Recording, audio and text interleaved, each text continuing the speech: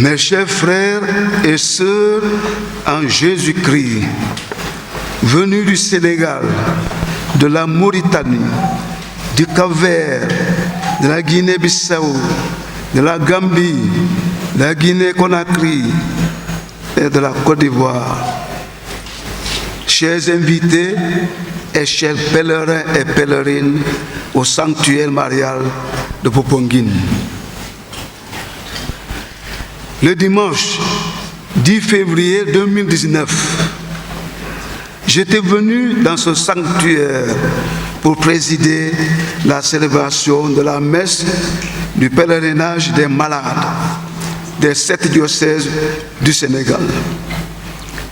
Il y avait beaucoup de malades et pourtant, on ne saurait affirmer que tous les malades des 7 diocèses étaient présents à ce pèlerinage.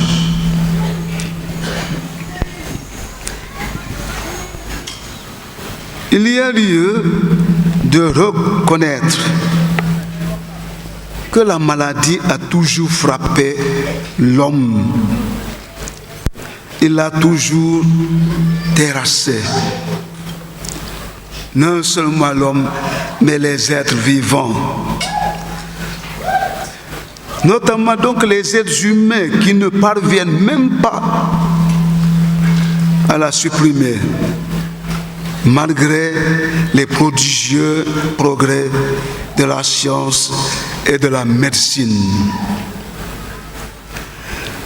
Nietzsche avait déjà reconnu que l'une des réalités implacables dans la vie des hommes, c'est la souffrance, à laquelle nul ne peut échapper, dans la mesure où nous sommes sans cesse confrontés à des données incontournables que sont la maladie, la vieillesse et la mort.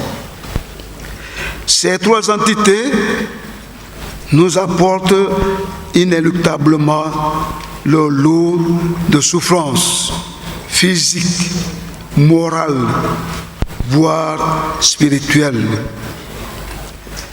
Les latins disaient mens sana in corpore sano, un esprit sain dans un corps sain. Ils établissaient ainsi une relation étroite entre la santé de notre esprit et celle de notre corps. Pour eux, un corps malsain, malade, est à même d'entraver en quelque sorte le fonctionnement normal de notre esprit.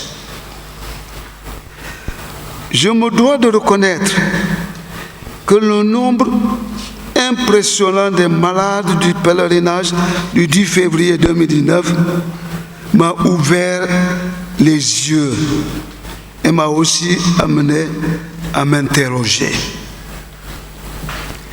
Est-ce que tant de maladies ne relèvent que de la volonté de Dieu, avec les fameuses expressions en wolof, Yàlla moo ko def, ou bien feebar affaire Yàlla la? Mes chers frères et sœurs, est-ce que vraiment nos responsabilités ne sont pas en quelque sorte impliquées? À vrai dire, certaines cuisines sénégalaises ont pris l'allure et la forme d'une fantaisie artistique, voire esthétique. Togg bu neex ci suñu gémmiñ, waaye bu bon ci suñu yaram ndax dafay yàqu suñu wér gi yaram. En outre, ce nombre impressionnant de malades m'a aidé à percevoir la pertinence du thème de ce pèlerinage national au sanctuaire marial de Popenguine, savoir Marie notre Mère offre nos souffrances à Jésus. Il convient de relever en tout premier lieu que Marie en acceptant d'être la mère de Jésus le Sauveur par son fiat, a manifesté non seulement son amour profond pour les humains, qui sont d'ailleurs les frères et les sœurs de son Fils, mais aussi son engagement à agir toujours en faveur de ceux qui souffrent. En effet, elle ne supporte pas de nous voir souffrir. Son intervention aux noces de Cana a traduit clairement cette attitude fondamentale de Marie, à agir en faveur de ceux qui souffrent. Elle a osé même mener Jésus à opérer un miracle, alors qu'elle savait bien que son heure n'était pas encore arrivée. Grâce à elle, ces deux mariés ont évité un moment de souffrance que la honte, les moqueries et les rires auraient provoqué eu égard à cette pénurie de pain. Les chrétiens sont bien conscients de la puissance de cette femme extraordinaire, splendide et admirable qu'est Marie. Ainsi l'appelle-t-il Mère de la grâce, Reine et Mère de miséricorde, consolatrice des affligés, secours des chrétiens, salut des malades, médiatrice et avocate, Reine de la paix et porte du ciel. En outre, Marie elle-même n'était pas du tout dans sa vie sur cette terre exempte de souffrance et de douleur. Elle n'était donc pas étrangère à la souffrance et à la douleur des hommes. D'ailleurs, Siméon l'avait bien prévenu en ces termes. Quant à toi, femme, une épée transpercera l'âme. De ce fait, Marie porte le nom étrange de Notre-Dame des douleurs, pour signifier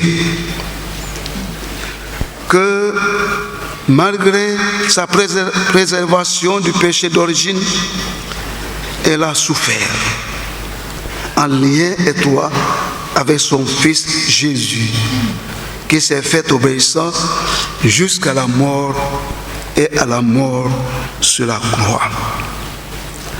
La participation de Marie à la souffrance du Christ est désignée sous le vocable de compassion, qui signifie qu'elle a eu sa part de souffrance dans la passion de Jésus. Elle a souffert avec lui à sa manière. Le Concile Vatican II l'a aussi fortement souligné en ces termes. La bienheureuse Vierge Marie avança dans son pèlerinage de foi, gardant fidèlement l'union avec son Fils jusqu'à la croix, où elle était debout, souffrant cruellement avec son Fils unique. Lumen Gentium numéro 58. Le texte de l'évangile de ce jour nous montre Marie, la mère de Jésus, debout près de la croix où son Fils était cloué. Mes chers frères et sœurs, y a-t-il une souffrance plus grande que celle d'une mère qui se tient près de son Fils cloué sur le bois d'une croix, après une flagellation violente, avec une couronne d'épines, avec des injures, des moqueries et des crachats sur le visage? Je ne le pense pas. De son côté, Jésus a subi des souffrances atroces de la part de ses impitoyables bourreaux. Le texte d'Isaïe relate les souffrances du serviteur appelé ici le serviteur souffrant. On pensait que ce serviteur était châtié, frappé et humilié par Dieu. Mais en fait, c'était nos souffrances qu'il portait, nos douleurs dont il était chargé. Ce texte préfigurait, à n'en pas douter, Jésus, serviteur souffrant du Dieu Sauveur. Souffrance et mauvais traitement qui l'ont conduit à la crucifixion, expression d'une grande souffrance. Par notre thème, nous voulons que Marie offre nos souffrances à Jésus. Oh, les deux, comme nous venons de le montrer, Marie et Jésus ont bien connu la souffrance. Ils l'ont intensément vécu dans leur vie terrestre. Ils sont donc à même de comprendre nos souffrances et de les prendre en charge comme il faut à notre faveur. Ainsi donc, Marie sait la valeur de ce qu'elle offre à son Fils. Mais aussi, Jésus sait le prix de ce que sa mère lui offre, c'est-à-dire nos souffrances. Chers frères et sœurs, nous pouvons en conséquence espérer obtenir gain de cause, la guérison, mais aussi et surtout le salut. C'est là que nous comprenons qu'il est absolument nécessaire que ce soit Marie, en tant que notre mère, qui offre nos souffrances à Jésus. D'ailleurs, Wolof Njaay nee na bàyyee bàyyiwut ñëpp, yaaye sa yaay. Le Père est le Père de tous, mais la mère, c'est ta mère. Marie, c'est la mère de chacun d'entre nous. Elle est à même d'offrir nos souffrances à Jésus. Mais nous le savons, elles sont nombreuses, les souffrances de l'homme en général. Elles sont nombreuses aussi, les souffrances des Sénégalais en particulier. Par exemple, ces filles crient, mais elles sont malades quelque part. Mais avant tout, je tiens à rendre un vibrant hommage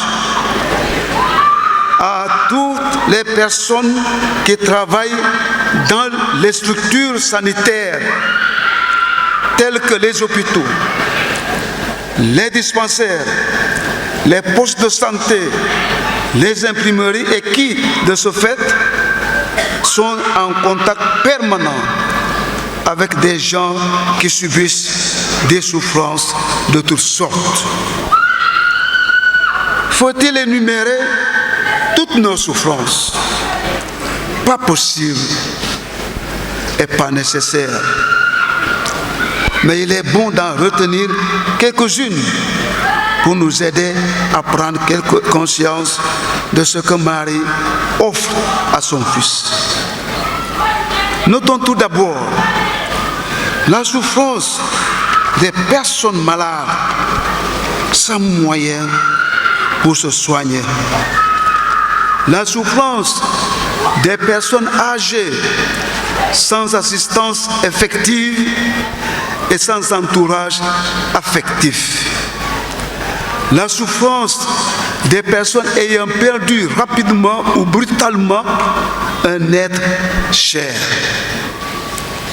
La souffrance des personnes qui mangent une fois par jour ou qui ne mangent pas à leur faim et qui n'ont presque rien ou qui n'ont presque rien à manger.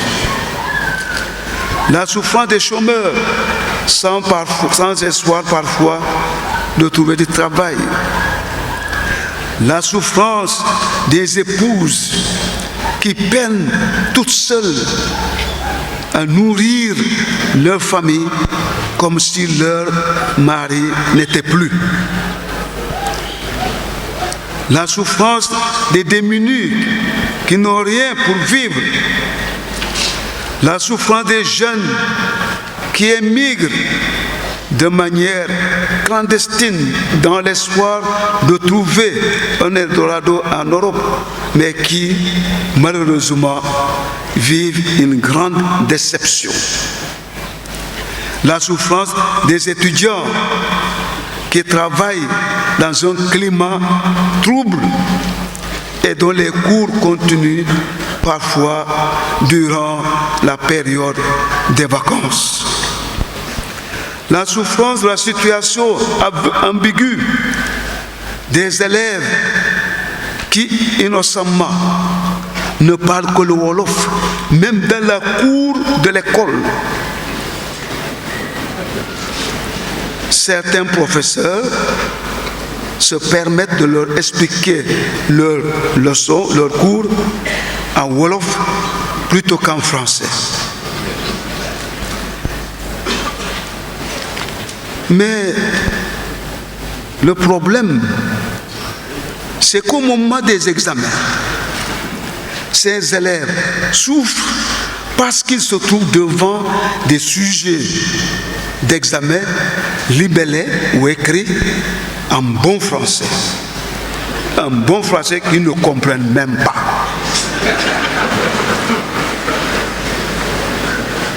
Après la distribution des examens, une demi-heure après, une bonne partie quitte parce qu'ils n'ont rien compris. Ce n'est pas le Wolof qui est écrit là. Donc ces professeurs les trompent. Ils savent qu'à l'examen, ça sera le français, on leur explique tout en Wolof. Alors, voilà la souffrance de ces enfants qui passent le bac, parfois deux fois, 3 fois.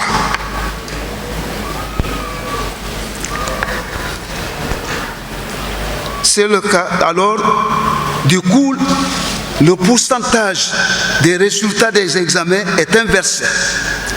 Au lieu de 70% d'admis, comme jadis au baccalauréat, et 30% d'échecs, c'est plutôt 30% d'admis et 60% d'échecs. C'est le cas de dire Yalla Yalla, Bey Satol. Cette situation est insupportable et inquiétante pour l'avenir de notre pays. Un sursaut national ne pourrait-il pas être envisagé pour venir au secours de l'école où tous les protagonistes travailleraient ensemble en vue d'une solution viable et durable qui mettrait fin à cette souffrance si récurrente. Il y a aussi la souffrance des familles sans enfants. Enfin, la souffrance des handicapés de toutes sortes, devenus des mendiants dans nos villes. Et j'en passe. Mes chers frères et sœurs, un Dieu tout-puissant et un Jésus-Christ, ce sont toutes ces diverses et différentes souffrances physiques, morales et spirituelles que Marie, notre mère, est appelée à offrir à son Fils Jésus, qui a connu la souffrance avant son entrée dans la gloire de la résurrection. Ainsi donc, Marie qui a vécu la compassion offre nos souffrances à Jésus qui a souffert sa passion. Oh, la passion et la compassion unies dans le mystère de la croix et de la rédemption nous apportent non seulement la guérison, mais aussi le pardon de nos péchés et les grâces du salut éternel. Car Jésus guérit, car Jésus pardonne, guérit et sauve. Lui qui règne avec le Père et le Saint-Esprit, maintenant et pour les siècles des siècles. Amen.